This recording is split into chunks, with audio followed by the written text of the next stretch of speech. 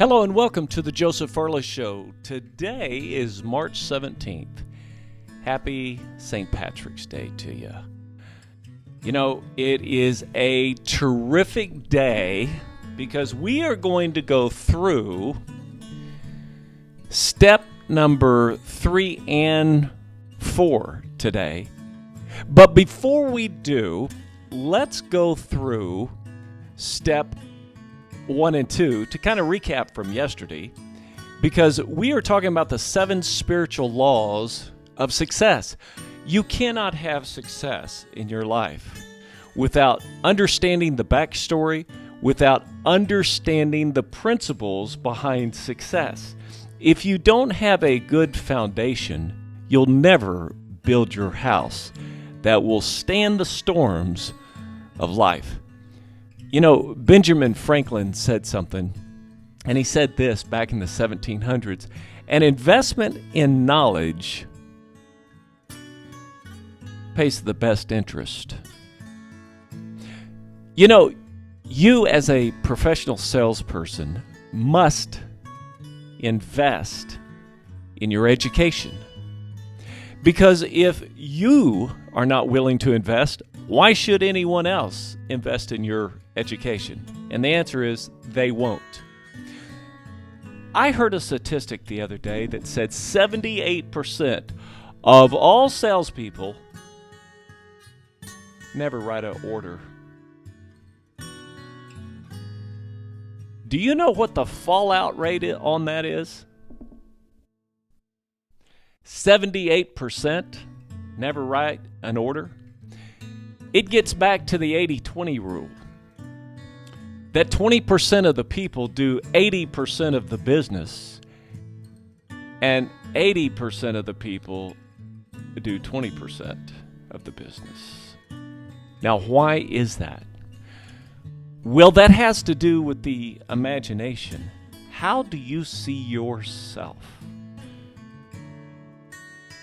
Do you see yourself the way God sees you? Do you see yourself the way the media wants for you to see you? The way the different giants in the land want for you to see you? How do you see yourself? Do you see yourself successful? Being an overcomer? You know, everybody wants great victories, but few want great battles. Because what comes from great battles are great victories. People are known by their battles. No one is known by the fight they ran away from. They're just not. So let's go through this today. Now, I'm going to try something that's going to be very unusual. I'm going to try to make a very short video and not get down any bunny trails. In yesterday's video, we gave you the example, or we gave you a principle about saving 10% of everything you make. And most salespeople are the worst offenders. They have this concept that I'll make it up later. You know, we had some underwriters in a venture that we had, and the predominant issue that later on became a real issue was, yeah, we'll clean up the steps later. The stipulations, the details that needed to be cleaned up and dealt with immediately. Most salespeople think, yeah, I'll do that later. I'll clean that up. Yeah, I'll get right. Yes, I'll begin to save money. When you're 25 years old, saving money is like putting a marble in your pocket. There's not much pain, and over time, you don't even realize that it's even there.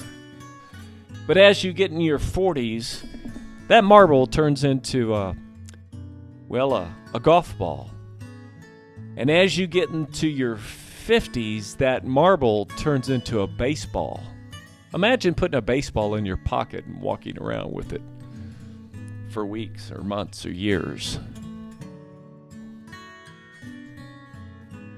When people get in their 60s, that baseball has turned into a beach ball.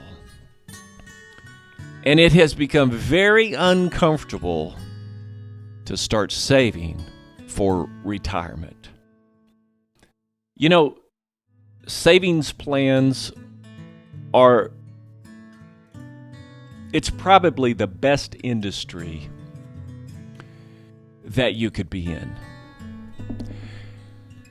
There was a story about two shoe salesmen that were sent to a foreign land. And as they got off the plane, the one guy said, "Get me a ticket home immediately. Nobody over here wears shoes."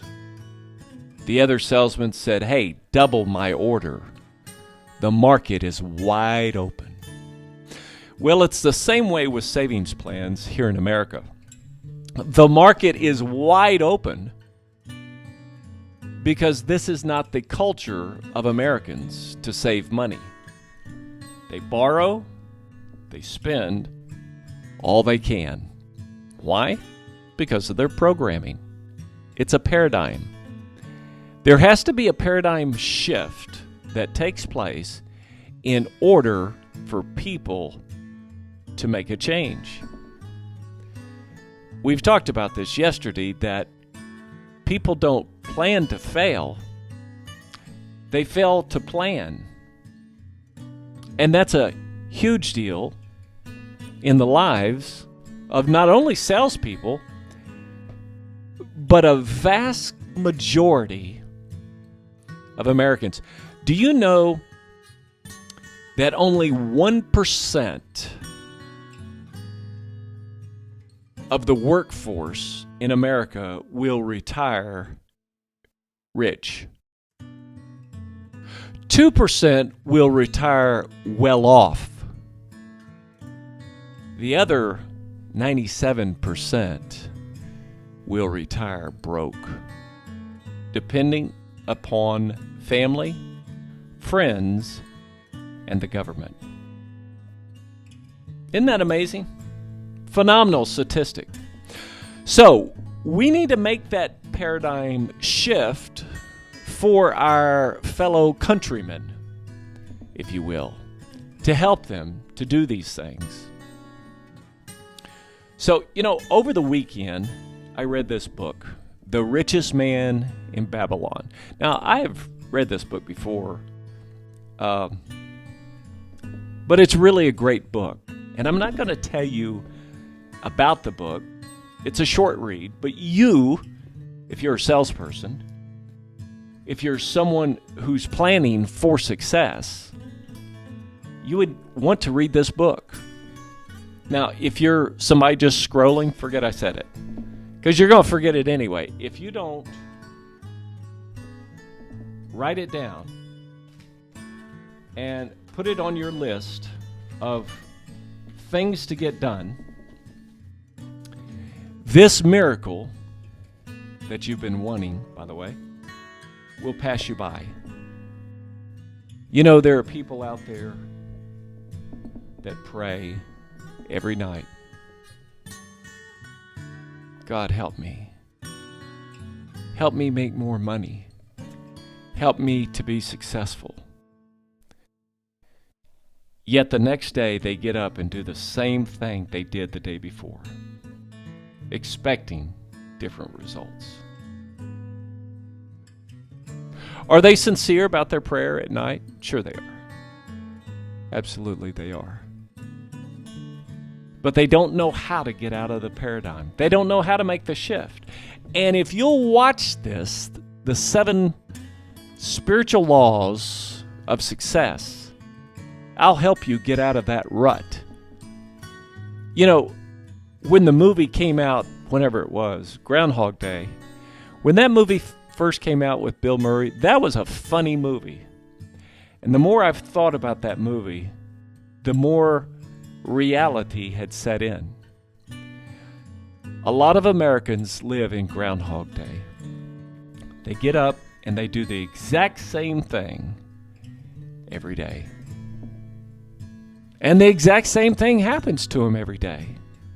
What a horrible thing to know that you should do something different, but you don't.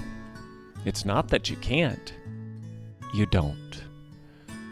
You're unwilling to change your ideas. You know, there was a great story years ago.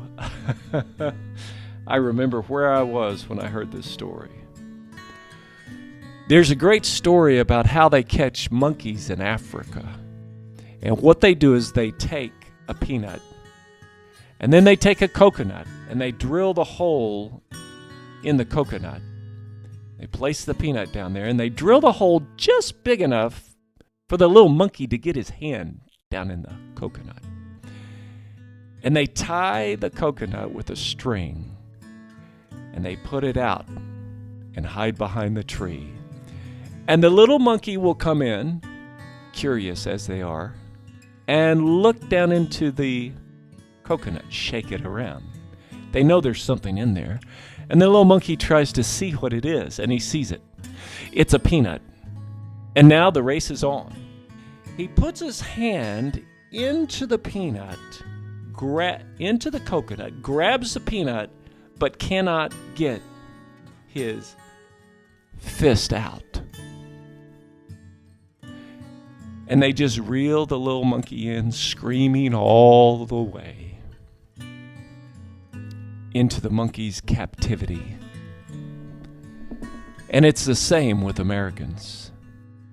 Because of their peanut ideas, they won't release their peanut ideas to get free.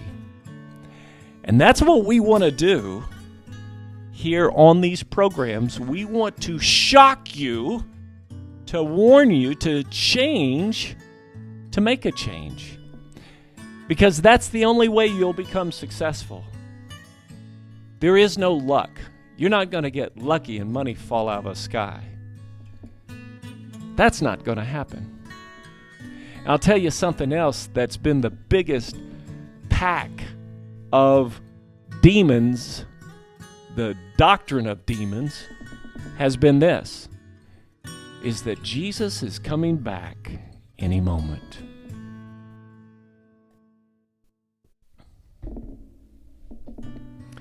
You need to roll up your rapture rug, because it ain't happening. Unless you drop dead today, it's not happening. This is not the end of the world. This is not the wars that will end all wars. It's not. And I'm not being sacrilegious in saying that, because can Jesus come back? Yeah, he can, but where's the glorious church? Where's the glorious body of Christ? It's just now started to kind of come to of its comatose state. It's not here, guys. What's coming for America is so phenomenal in the next months ahead. It's just gonna be amazing. And that's why I want to teach you about success, because there is so much money that's getting ready to come past you. There are so many inventions. There are so many ideas. There's so many great things that are coming past you. I'm trying to help you answer your prayers. I want you to be rich. You know, 3 John talks about, "Beloved, I wish above all things that thou would prosper and be in health." You know, prosperity is in the Bible. We saw that the other day in the video. But let's go through these principles. There's 7. We're going to cover 4 of them here today. So here it is. The first one that we covered yesterday. That you must expand your vision. You must expand your vision. Those who step out of their comfort zone and demand more out of life will receive what they have seen in their imagination. If you're not willing to step out, you get no reward. You get zero.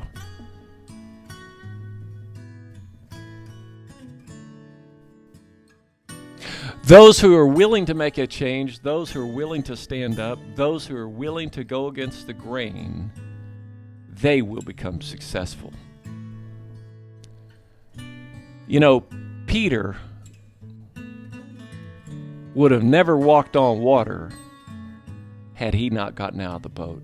I want to read something to you because this is the perfect illustration. This story you will remember for the rest of your life. Why? Why do we talk about stories? Why did Jesus talk in parables and in stories? Was it because they were dumb farmers? No, not a bit. Because that's how your mind works, is in pictures. If I say dog, you don't see D-O-G, you see a dog. If I say big dog, now all of a sudden your picture changed. If I said pink dog,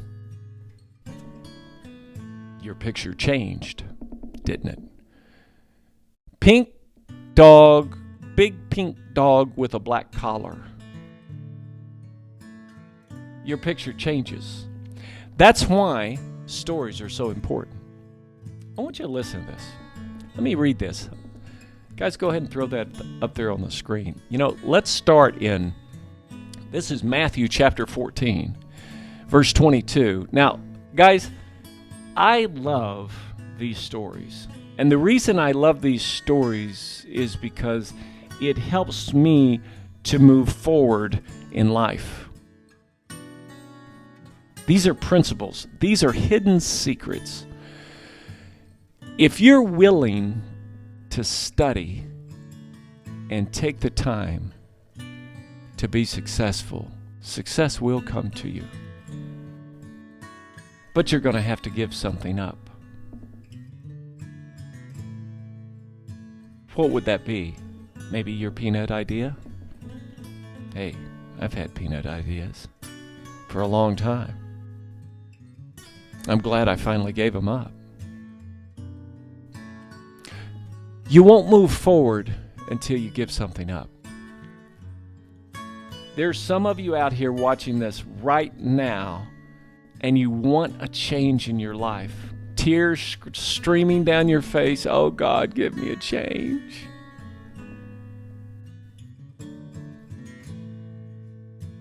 This is it. Here is your change if you'll reach out and grab it. If you'll grab these principles that I'm sharing with you, you can have a change in your life. Let's look at verse 22. And straightway Jesus constrained his disciples to get into the ship and to go before him unto the other side, while he sent the multitudes away. And when he had sent the multitudes away, he went up into the mountain apart to pray. And when the evening was come, he was there alone. But the ship was now in the midst of the sea, tossed with the waves, for the wind was contrary.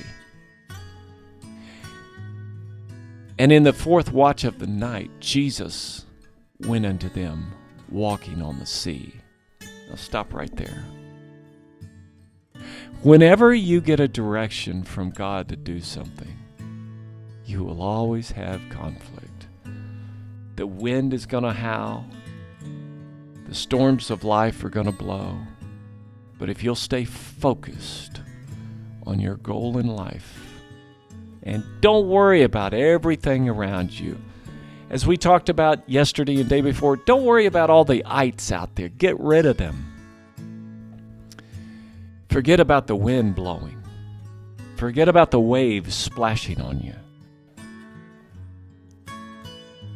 Let's pick up verse 26. And when the disciples saw him walking on the sea, they were troubled. I guess so. That'd freak you out. You're in a boat. It's dark. Wind's blowing. All of a sudden you see something on the water walking.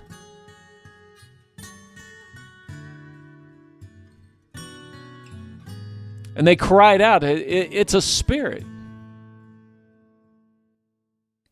Verse 26.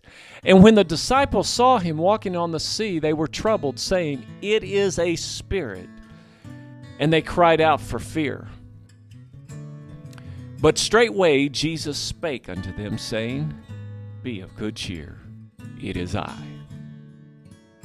Be not afraid. Some of you may need that right now. Be of good cheer, it is I. Be not afraid. You know, right now there's so much fear on the news. There is so much fear on the news. But be of good cheer, it is I. Be not afraid.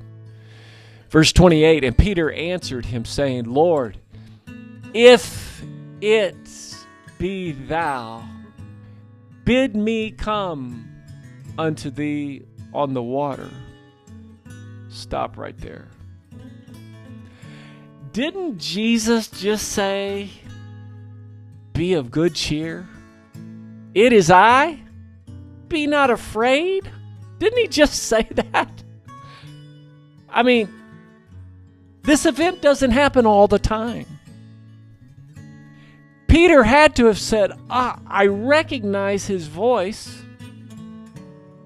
He told me not to be afraid because he constantly tells us not to be afraid.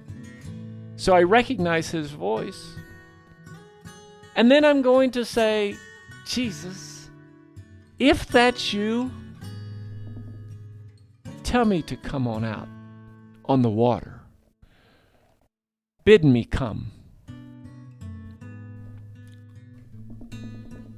You know, a lot of people make fun of Peter for sinking.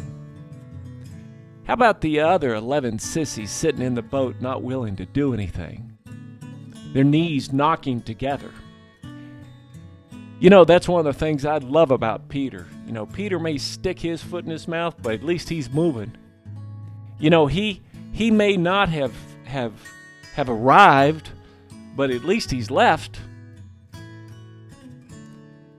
At least he's doing something. He's moving forward. And Peter answered and said, Lord, if it be thou, bid me come unto the water. And what else could Jesus say? But, come on. And when Peter was come down out of the ship, he walked on the water to go to Jesus. You know, I haven't walked on water.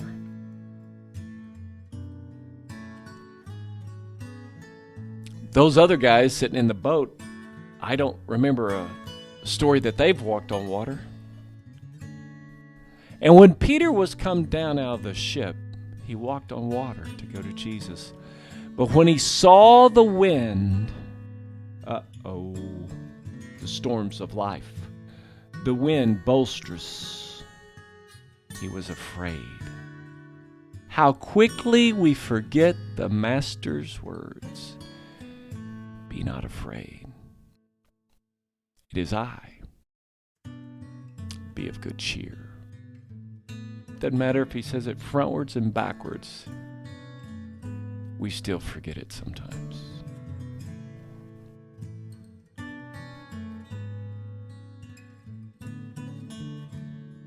He was afraid, and beginning to sink, he cried, saying, Lord, save me. And immediately, it didn't say, you know, there was a couple of... Peter was a fisherman. He knew the sea. He knew all about it. He knew the way. He could swim.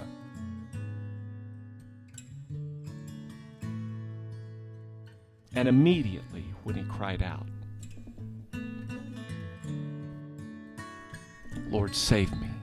And immediately Jesus stretched forth his hand and caught him and said unto him, O thou of little faith, wherefore didst thou doubt? Think about that in our lives. we've doubted. We haven't done certain things that we should be doing. Making phone calls, calling on clients, selling new products, services, because we doubted. And when they were coming to the ship, the wind ceased. Then they that were in the ship came and worshipped him, saying, Of a truth, thou art the Son of God. It took all that for you to know that Jesus is the Son of God? Now listen, Jesus came as the Son of Man, but he was the Son of God. So why is that important? What's the difference between the Son of God and the Son of Man? Well, here it is. Whatever Jesus did, I can do. And this is going to run some devils plumb off, as we'd say here in Texas. Whatever Jesus did, I can do. And Jesus, out of his own lips, said, and I'll do greater than these things. He just took away all of your excuses. We don't have any more excuses. We need to be operating just as he operated. Now look, I'm going to give you these other spiritual laws. And I think we only covered one, and I'm out of time. I got to hurry. Okay, here it is. Number 2, get wisdom. I'm going to cover that. And number 3, find your authority. That's going to be tomorrow's broadcast, finding your authority. Number 4, you must be both people. Wait till you hear this one. It will just blow your wig. Trust me. So tune in. I'll see you here tomorrow on The Joseph Farley Show. Bye, guys.